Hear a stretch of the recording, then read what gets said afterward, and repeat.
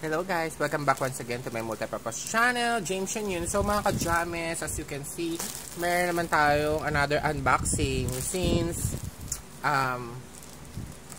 nag-sale naman si Lazada dito kay official site ng Nike. Ginrab na natin. Saka maraming voucher. So bale, yung binili ko pala sa kanila is itong Nike Solo Swoosh Fleece Shorts. Kasi wala pa akong shorts ng Nike na fleece. Kaya yun ang binili ko. So, this is only 1,580 pesos. So, kasama na dyan yung shipping, shipping kasi sa mga vouchers niya na kasama para sa sale. So, without further ado, let's open this na. Maganda to eh. Kaya nga, I can't resist. Original price ata nito, parang 2,000 mga ganun.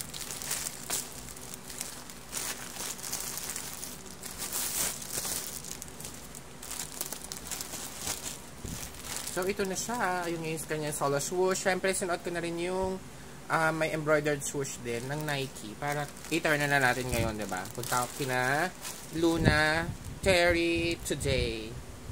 So, ito yung kanyang size. So, kinuha ko small kasi alam ko na may size ko dito sa Nike. Kahit medium ako, small lang kukunin ko. So, itong kanyang packaging. As always. Tapos meron siyang parang paano doon. Ito. Ito onion paper.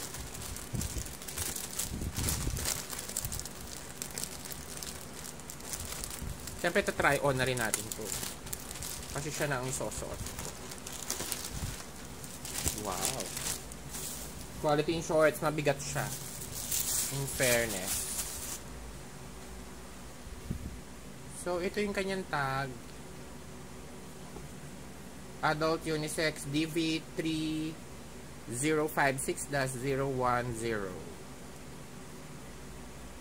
Ayan siya. Casual S. Wow. So, ganito siya sa harap.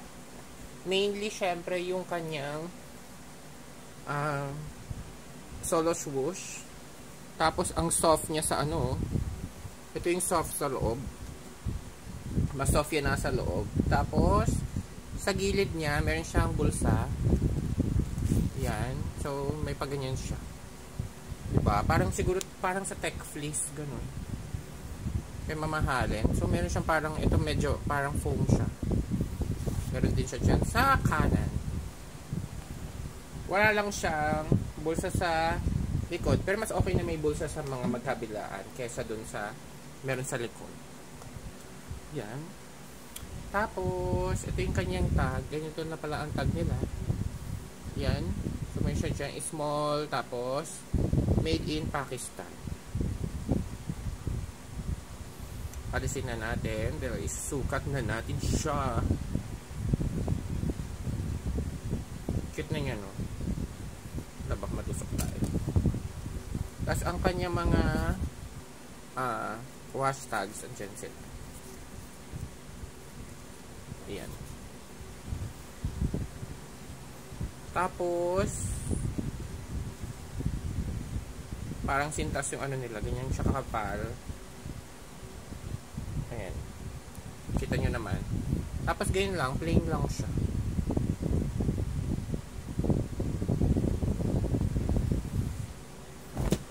So, sukat ko na. Wait lang. At ito na nga siya. Siyempre, oversize siya, diba? Small na siya, pero malaki-laki talaga siya. So, ganito ang itsura niya. Yan. Cute. Bagay, malaki talaga sila. Sa likod, sa may bewang, ganito siya. Pagka binaba ko pa ganyan na siya kang length niya. So, medyo okay tayo sa ganito. Pwede naman siya itaas. Yan. Cute.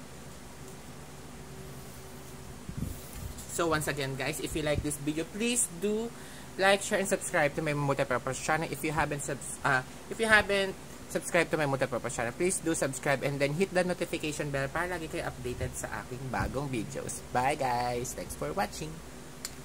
See you on my next video!